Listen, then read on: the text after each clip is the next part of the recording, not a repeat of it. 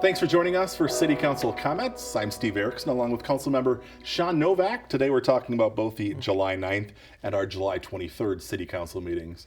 Thanks for coming in today. Thanks for having me. It's your first time on this program. I don't think I've seen you in this setting since I was elected. Well, we're happy to finally have you back and doing the show here. And hard to believe, though, we're taping this on Thursday, July 25th. We're almost through July. We just recently wrapped up our Summer in the City neighborhood meeting series. We did. Those were a lot of fun. It's always nice for the council members to go out and to talk with people, meet people, find out what they're concerned about. That's a really great place to do that, and also show off what this city has and what they can do. Yeah. We've got a great staff in this city and a lot of great departments that do a lot of good work. Yeah, kind of getting everybody in one place where people can just bop from table to table and get whatever questions they have answered. Oh, and everybody loves it when the fire department brings out ice cream, too. Yes, ice cream is a big hit.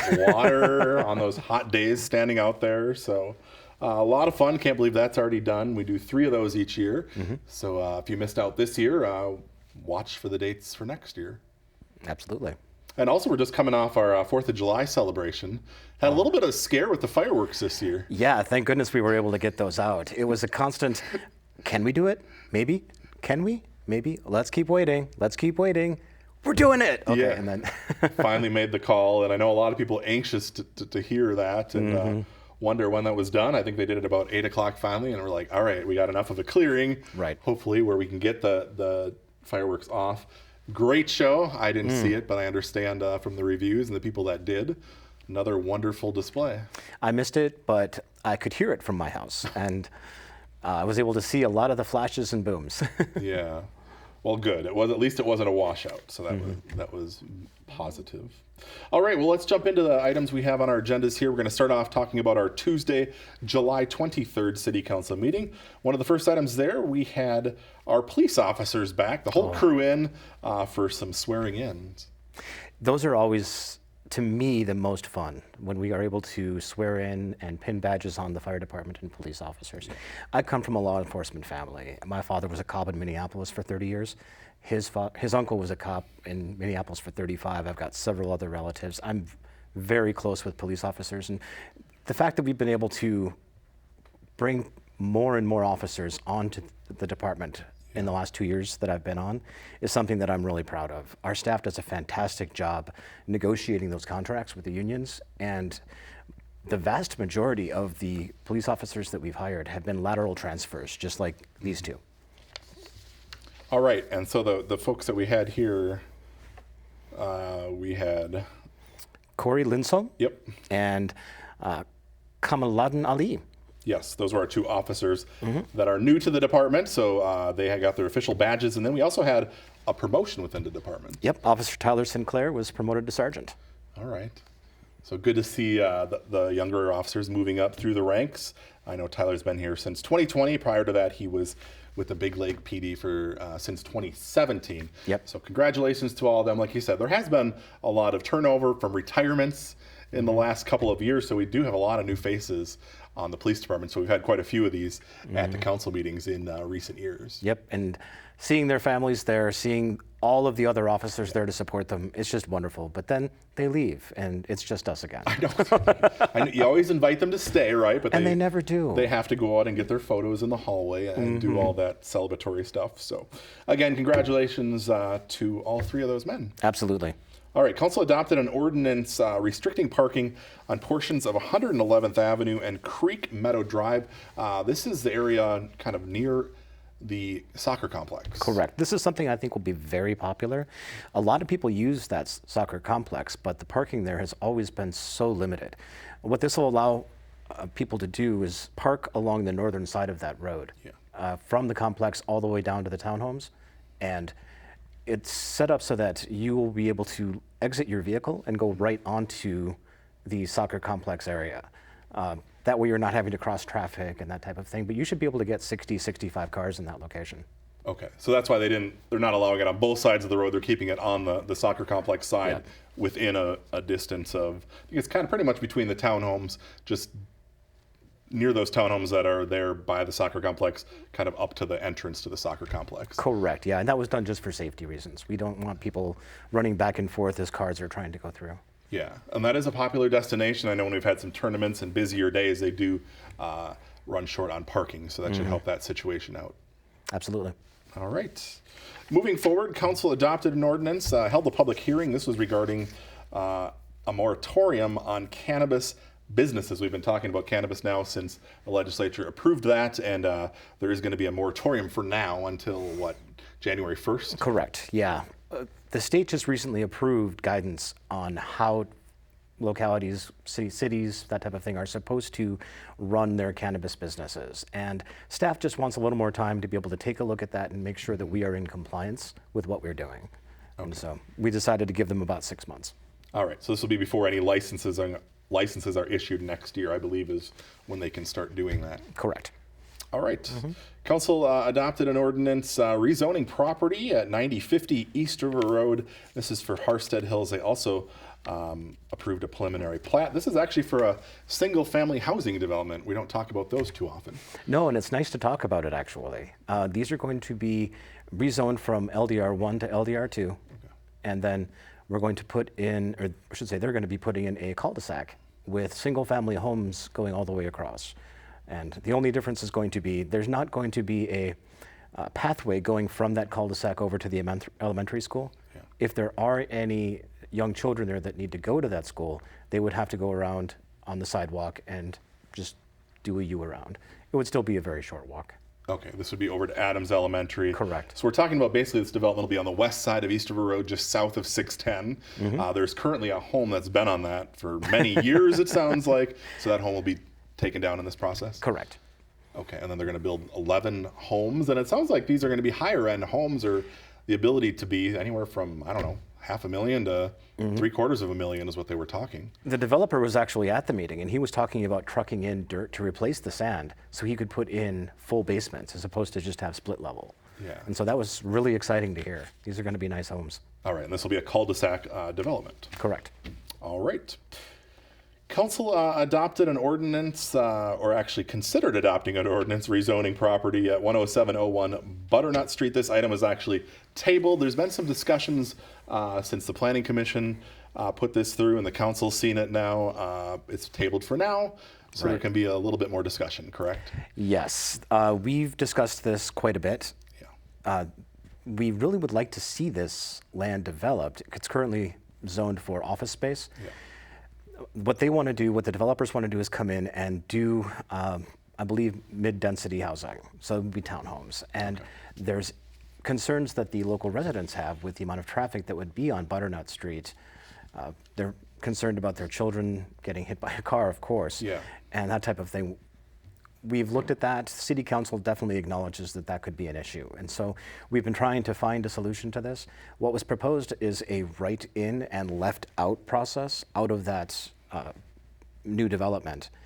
But in doing so, we would restrict access to the businesses south of Butternut. Okay. In order to give the developers and staff a little more time to hash this out, we wanted to just table it. We have just enough time before our next meeting to be able to consider this again. Okay. So they'll go back to developers, see if there's a way to either reduce the density, correct, if they were to remove a building, or get some property from some of the businesses on the south side of Butternut? One of the things that was mentioned is that possibly the developers could pay the businesses on the south side to move their entrance, and that way the median that would be in place would not interfere with the entrance to those businesses. There's a lot of different possibilities that are up in the air, and that's why we wanted to give them some time to be able to go over those possibilities and find out something that might work. Okay, and the area where we're talking about, this is basically off of University Avenue, near Northdale. So there's a Super America on the Blaine side, the Cub, that strip mall. This is by the church. The property was actually their Peace Gardens at one point. That they are kind of getting rid of that property and wanting, and then this September of Sun Architecture wants to develop into these townhomes. But the big concern has been the nearby residents on Butternut having adding this traffic. I think, what is there, 30-some units possible? Yes. Actually, currently planned are 34, I believe. And if we could knock that down to the 30 and remove one of those buildings, that might give us a little bit more room to play with in order to make entrances and exits line up a little better. Again, there's a lot of different things that they need to take a look at. I'm not an engineer myself, Right. but currently being zoned for office, at this point in time, if a developer came to the city and said, we want to put an office space in there, Yeah. that could happen. And that right there could definitely increase the amount of traffic on Butternut. We're trying to do what's right for everybody. Yeah. And so at stake right now is simply the rezoning, but we know that once it is rezoned, the developer can come in and do pretty much anything they need. Yeah. We're trying to protect the residents and their concerns by saying, okay, come back to us and Yeah. give us something that'll make sense. Yeah, that's what I actually think is interesting, because right now it is zoned office, and an office use could have a lot more traffic than this project would actually generate if someone Theoretically. came and developed it as it currently sits. Theoretically, yeah. So it'll be interesting to see what happens here and what the ultimate solution is. Very interesting. Stay tuned for the next meeting. All right.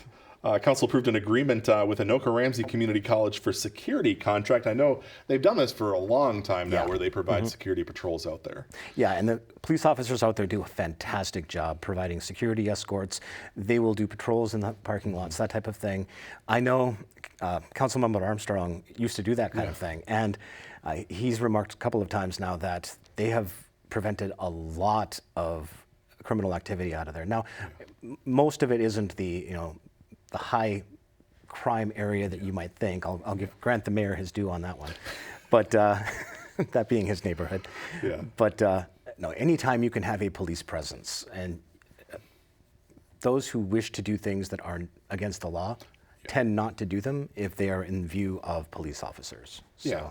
that's always a nice thing to have out there, and those officers do a great job. Yeah, and it's good to, it's a big parking lot, so for students and staff, if they want to escort to their car at night, this is particularly, when I read the contract, Monday through Thursday evenings from about 6:30 to 10:30 p.m. is when they do the patrolling and the escorts. So, and I believe it's around about $38,000 is the cost to the college. Correct. For the security. All right, council introduced an ordinance and ordered a public hearing. This is for Comcast Cable Television franchise agreement. Here we've been talking about this for a long time, because our franchise has actually been expired, I believe, since about 2019, and we are now in 2024. But we finally have an agreement, it seems. Indeed. I have only been a council member for a couple of years, so this is actually a fairly new thing to me, but it was really nice to see that finally come in together, and we welcome this agreement, and Comcast, thank you. And I think this is going to be great going forward. Yeah, and of course they offer cable TV services in Coon Rapids. Right. They do pay a franchise to the city. They have to get a franchise with the city in order to operate here. They pay a 5% fee on the bill. Everyone's bill, there's a 5% franchise fee. There's also a fee for public education and government that is included in that. So, Yeah, and of course, just so the public is aware, this is a non-exclusive agreement. So any other company can come into Coon Rapids, and they can also get a franchise here. So we can keep that competition going. yes, and this is basically how CTN's on the air. It's how you're watching this show. That money that is paid is actually what funds CTN and our productions here. So 10 years is what this franchise is going. There will be more information on our next meeting on Monday, August 4th, I believe is the date. Or 5th, somewhere around there. Whatever that Monday is, the first Monday in August will be our council meeting, actually, and there will be a public hearing at that meeting on this. And then if everything goes according to plan, it will be formally adopted. Yes, it will. All right. That is all the items we had to talk about on our July 23rd agenda. Moving back to our first meeting of the month now, which happened on Tuesday, July 9th. We want to talk about a couple things here. One of the first items was a resolution accepting donations and business sponsorships. Sounds like our program has been growing, from what I understand. We're getting more sponsors lately. Yeah, this is a fantastic policy here, a program where this is various city activities having to do with law enforcement, having to do with concerts, that type thing, and businesses are donating to this, and we're able to expand this program more and more. Yeah. So by all means, if you are a business owner out there and you're looking to get your name out and help us sponsor these cities, or sponsor these activities, I should say, by all means, go to the city website and we can get that out and get your name out and get these programs on the line. Yeah, these are things like Safety Camp, which was just held. There were some sponsors for that. Our senior programs, basically any sponsorship that happened between January 1st and June 30th was in this resolution. Yep. We have to acknowledge that and actually formally accept those donations. But again, like you mentioned, there is a formal business sponsorship program with the city. Anyone can find out more on the city's website about how to partake in that and sponsor various community events. Indeed. All right. Council adopted a resolution to accept grant funds from the Metropolitan Council's Water Efficiency Grant Program. Yes, this is an interesting program. Just to throw a couple of numbers out there, looks like the grant was about 36,000. The city was able to match 9,000 of that. What this does is it provides a discount for people who have irrigation systems in their yard, and they want to get a smart device so that if it's been raining, much like it has this year, the device itself knows that, and it won't turn that water on and waste water, and this then saves money to the customer. There's still quite a few of these out there. If you would like to get one for your irrigation system, just contact the city. It's on a first-come, first-served basis, and they'll be able to get these at a severely discounted price. I believe it's almost 80%.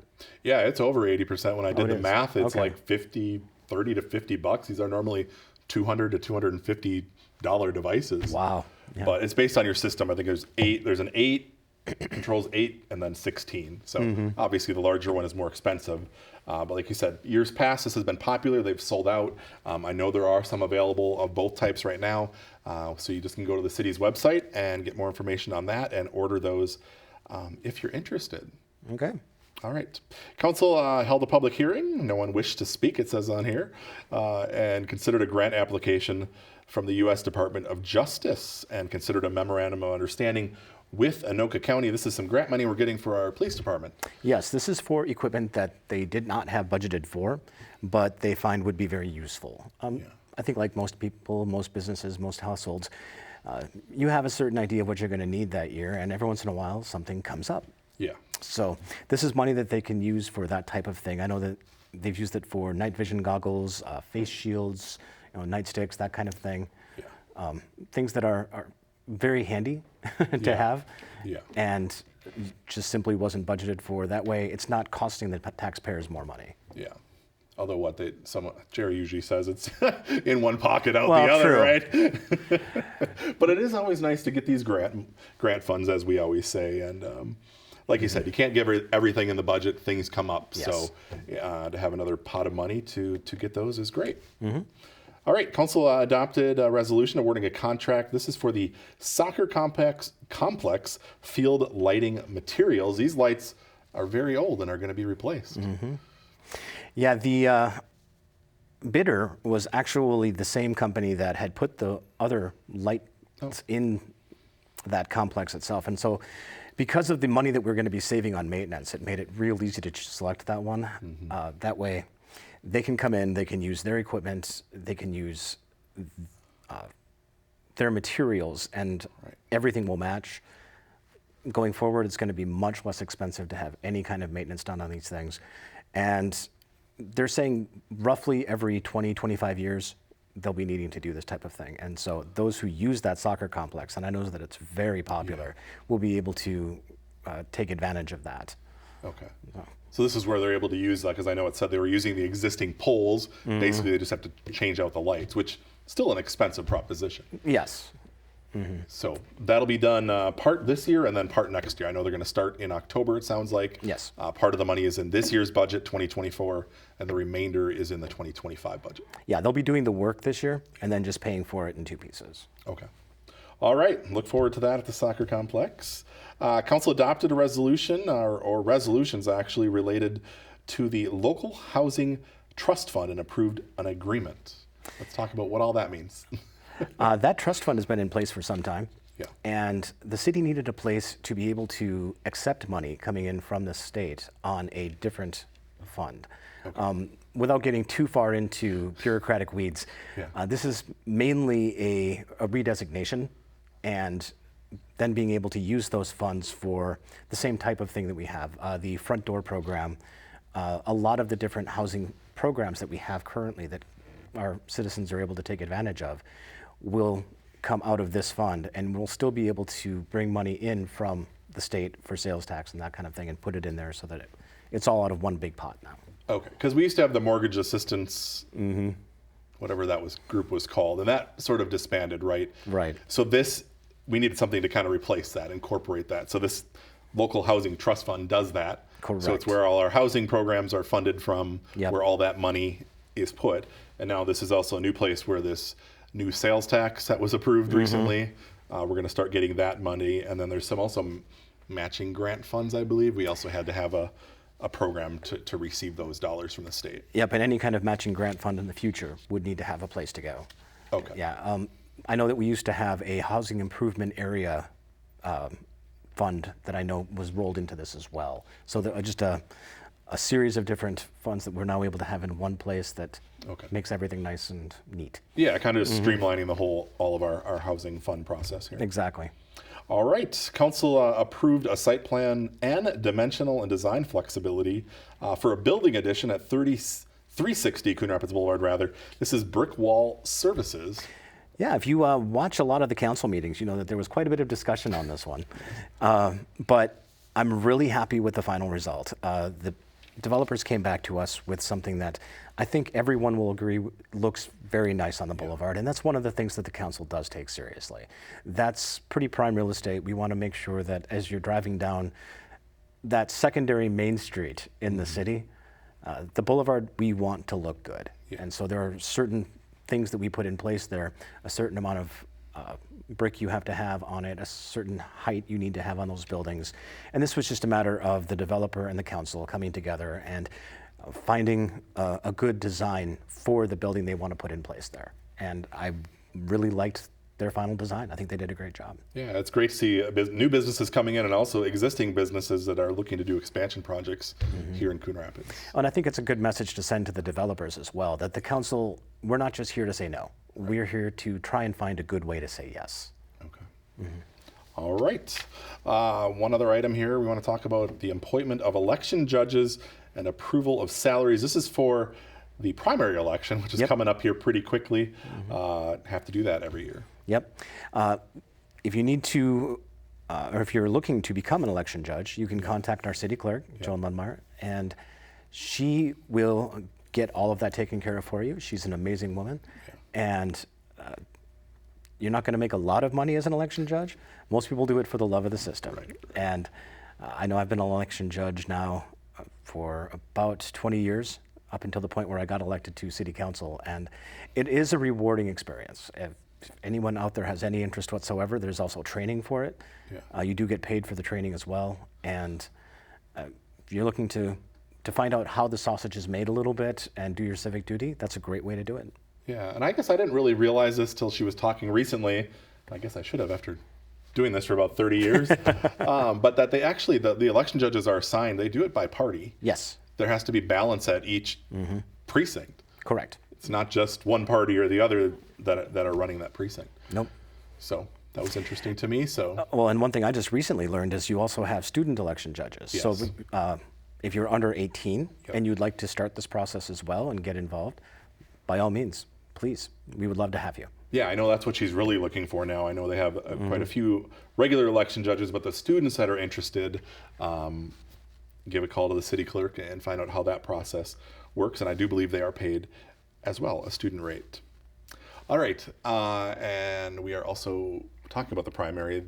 The absentee voting is already underway. So anybody that wants to vote absentee, none of our local city races require a primary this year, but there will be some other stuff on the ballot as I understand it. So they're already sitting down there in the Civic Center if you want to come in and vote absentee during City Hall hours Monday through Friday from 8 to 4:30. There will also be some extended hours the weekend before the actual primary where you can come in on a Saturday. So there you go. Excellent detail. And then I imagine the general election will be the bigger one coming up for absentee voting. I think we're going to have a busy one. Yeah. And then again, they'll do this process again and approve the election judges and salaries in October for the November election. Yep. All right. Well, hey, that brought us to the end of that agenda. We got a couple minutes left here. Like you said, this is the first time you've done this show. How long have you been on the council now? Going on 2 years? Going on 2 years. How have things been going? I've really enjoyed it. I've been to a lot of council meetings. I've been involved in a lot of the city activities, and yeah, this is pretty much everything I hoped it would be. The ultimate form to me of being able to serve my city, Yeah. and it's just been a lot of fun. I know that this is something that my father wanted to do as well, and lost my folks to a car accident about 20 years ago. Yeah. And I'm sure they're looking down saying, hey, nice job, kiddo. Yeah. Is there anything you're particularly proud of that you've been able to accomplish so far in your almost 2 years? Oh, I don't know. Not fall on my face. Hey, that's a pretty good accomplishment. Anything you look forward to accomplishing still in your time here that you want to see go forward? Actually, just to be a little more serious, I think I'm proudest of just not